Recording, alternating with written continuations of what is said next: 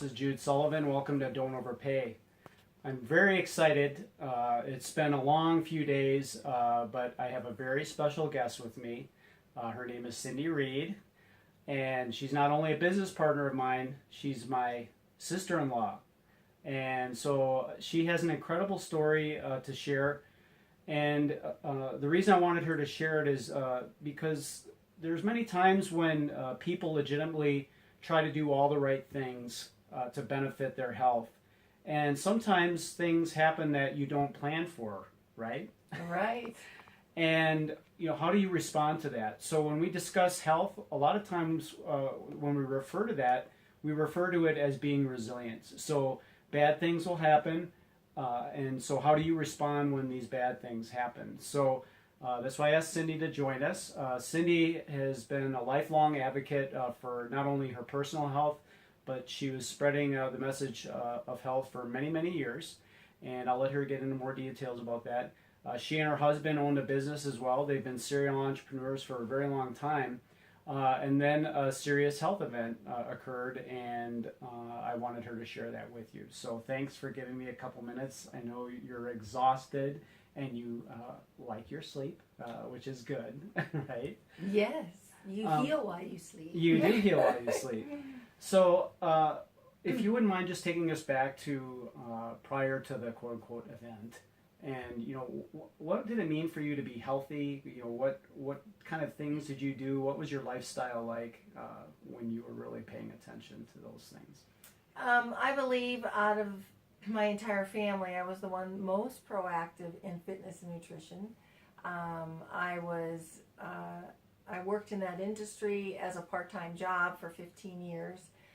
Very passionate and excited about being active. Yeah.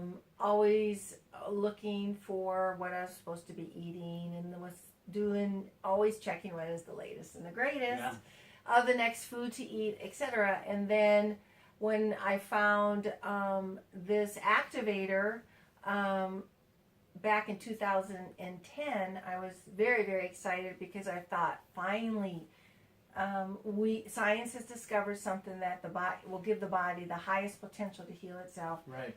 And this was very, very exciting for me. And my passion was always cancer. I had close friends dying of cancer, their kids dying of cancer. And that was the thing that really drove me to stay healthy and to just hoped and prayed there'd be a cure in my lifetime. And so it was just something I was very, very passionate about, is fighting cancer. Right. And so was always researching that. And then my event was in 2012, I started having some pain. And then when I self-diagnosed, because of my background's fitness and nutrition, so I knew exactly what was wrong. Which is what every good healthcare provider does, right?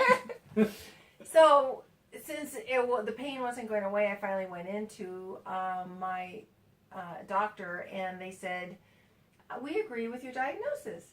So they went ahead and gave me antibiotics, and after 2 rounds, and I'm still not feeling better.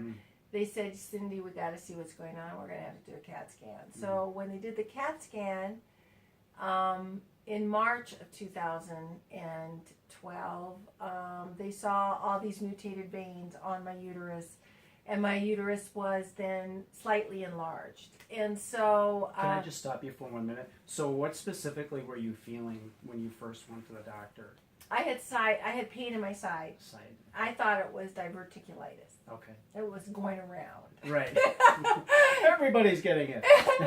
And so I did all the homeopathic ways to get rid of it, and that's why I finally went in. And so when they saw all these mutated veins, they diagnosed me with something called AVM, and that's the abbreviated for arterial vein malformation or something like that.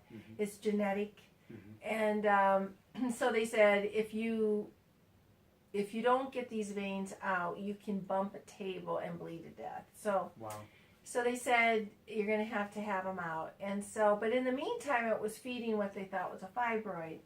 And so again, this is March. Well, let me see if I can shrink the fibroid before, and maybe I won't need the surgery. And he says, okay, give it a try. So anyway, didn't work. After a couple months. I was just getting bigger and bigger and bigger. And so on June 26th, I was scheduled for surgery.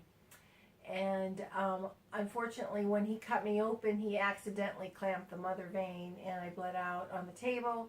And so my 1 hour surgery turned into 8.5 hour surgeries because they were trying to tie off all these veins that erupted. Yeah. And I was without pulse several times during the surgery. And, Amazing. and so they said they were really concerned about having enough blood supply to the brain during all these episodes.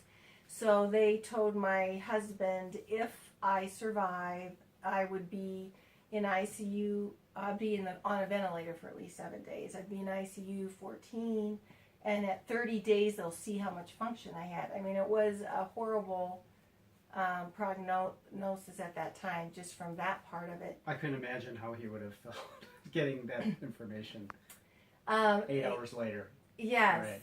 Yeah, 8.5 hours later. And then while they were waiting, while they were tying all these veins off, while they were waiting, they discovered pathology came back with my fibroid actually being stage 3, stage 4 leiomyosarcoma. So they gave me a 1% chance of survival, 1 to 10% chance of survival.